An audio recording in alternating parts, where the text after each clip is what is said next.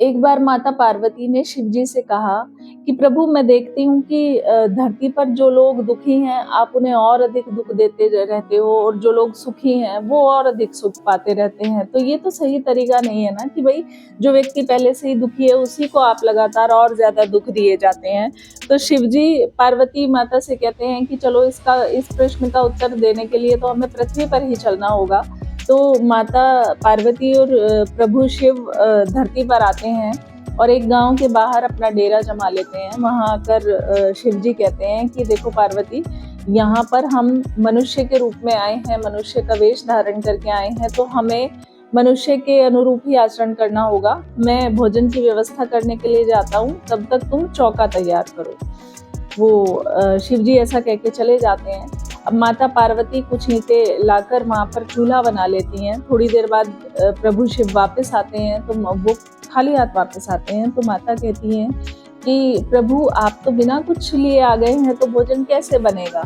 तो शिव जी कहते हैं कि भोजन बनाने की अब आवश्यकता शायद नहीं पड़ेगी, तुम मुझे ये बताओ कि तुमने ये चूल्हा कैसे बनाया?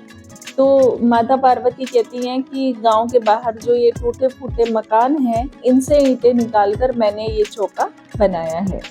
तो शिव जी कहते हैं कि तुमने जो पहले से ही मकान ध्वस्त हो चुके थे, बेकार हो चुके थे, तुमने उन्हीं से ईंटें क्यों निकाली? यहाँ अच्छे साफ सुथरे मकान भी तो थे, उनसे ईंटें निकाल लेती।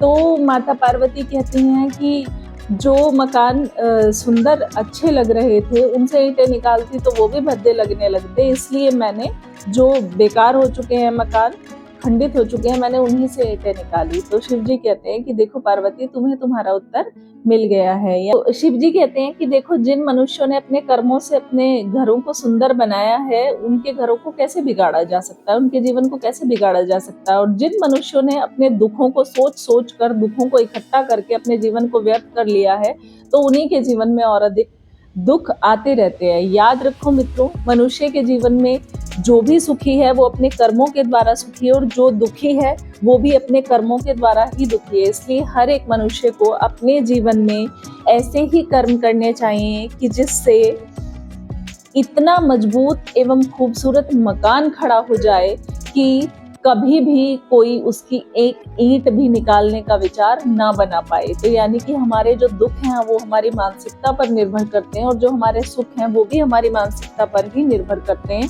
अच्छी सोच और अच्छे कर्म करते रहिए, आपको कभी कोई कष्ट होगा ही नहीं।